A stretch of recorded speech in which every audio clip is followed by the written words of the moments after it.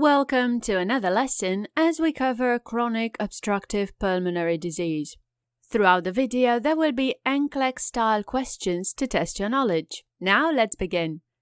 Emphysema and chronic bronchitis are two disorders that make up chronic obstructive pulmonary disease, COPD. The majority of emphysema patients also have chronic bronchitis.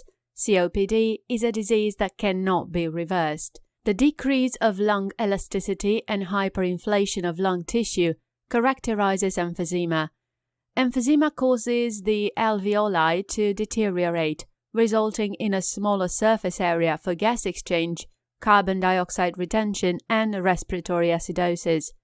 Chronic bronchitis is a condition in which the bronchi and bronchioles become inflamed as a result of repeated exposure to irritants. COPD typically affects middle-aged to older adults. Disease prevention. Promote smoking cessation. Avoid exposure to secondhand smoke. Use protective equipment such as a mask to ensure proper ventilation while working in environments that contain carcinogens or particles in the air. Influenza and pneumonia vaccinations are recommended for all COPD patients, but especially for the elderly. Risk factors. Advanced age. Older adult clients have a decreased pulmonary reserve due to age-related lung changes. Cigarette smoking is the primary risk factor for the development of COPD. Alpha-antitrypsin AAT deficiency. Exposure to environmental factors. Air pollution. Expected findings. A person with chronic obstructive pulmonary disease will have chronic dyspnea. The respiratory rate can reach 40 to 50 per minute during acute exacerbations. Physical assessment findings. A person with chronic obstructive pulmonary disease will also show the signs mentioned next. Dyspnea upon exertion, productive cough that is most severe upon rising in the morning, hypoxemia, crackles and wheezes, rapid and shallow respirations, use of accessory muscles, irregular breathing pattern, thin extremities and enlarged neck muscles, dependent edema secondary to right-sided heart failure, clubbing of fingers and toes, which are late stages of the disease, pallor and cyanosis of nail beds and mucous membranes, which is also a later stage of the disease, decreased oxygen saturation levels.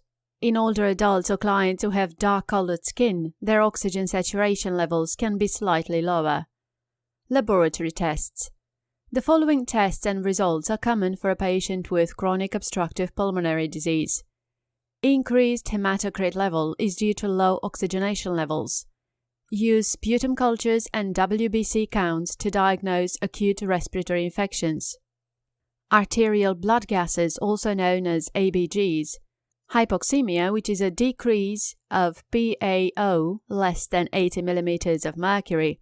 Hypercarbia, which is an increase of PaCO greater than 45 mm of mercury. Blood electrolytes. Diagnostic procedures. There are two main diagnostic procedures to know, which are pulmonary function tests and chest X-ray. Pulmonary function tests. These tests are used for diagnosis as well as determining the effectiveness of therapy. Comparisons of forced expiration volume, FEV, to forced vital capacity, FVC, are used to classify COPD as mild to very severe. As COPD advances, the FEV to FVC ratio decreases. The expected reference range is 100%. For mild COPD, the FEV to FVC ratio is decreased to less than 70%. As the disease progresses to moderate and severe, the ratio decreases to less than 50%.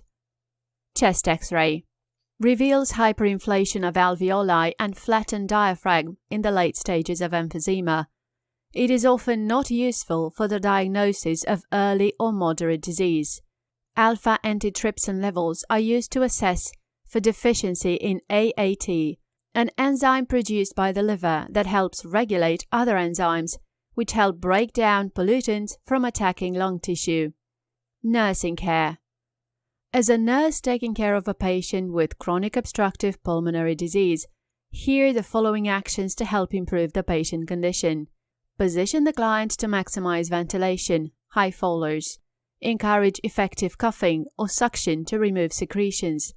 Encourage deep breathing and use of an incentive spirometer. Administer breathing treatments and medications. Administer oxygen as prescribed. In COPD, low arterial levels of oxygen serve as the primary drive for breathing. However, in most cases, oxygen levels should be maintained between 88 and 92%.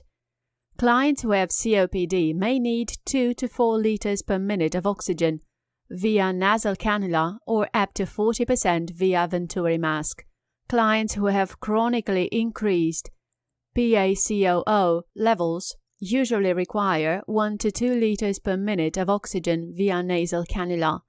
Monitor for skin breakdown around the nose and mouth from the oxygen device. Promote adequate nutrition by doing the following. Explain that increased work of breathing increases caloric demands. Proper nutrition aids in the prevention of infection.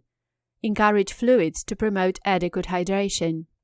Dyspnea decreases energy available for eating, so soft, high-calorie foods should be encouraged. Monitor weight and note any changes. Instruct the client to practice breathing techniques to control dyspneic episodes.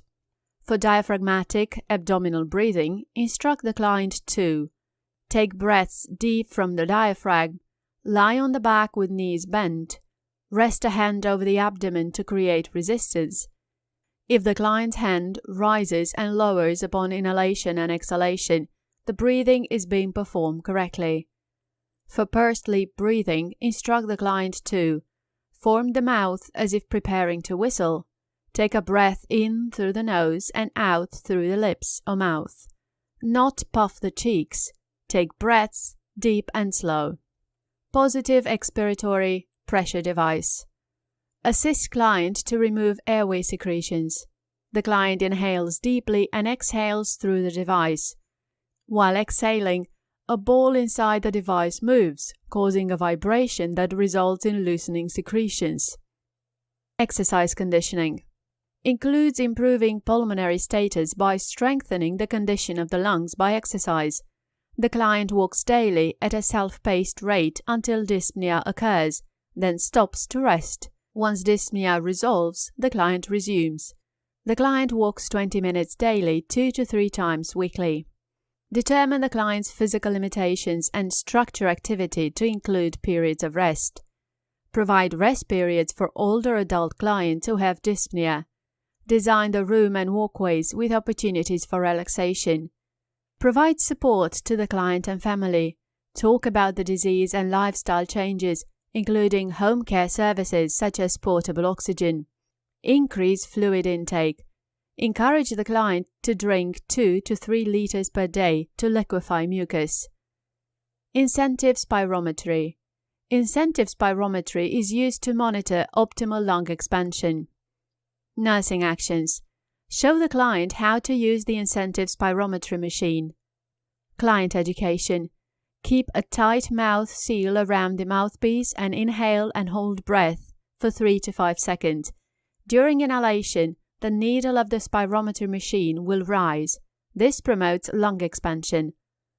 Before we learn about medication, let's practice what we've learned so far. Question 1.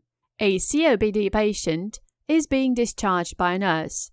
Due to the necessity for constant oxygen, the client is anxious about not being able to leave the house. Which of the following should the nurse respond with? A. There are portable oxygen delivery systems that you can take with you. B. When you go out, you can remove the oxygen and then reapply it when you get home. C. You probably will not be able to go out as much as you used to. D. Home health services will come to you, so you will not need to get out.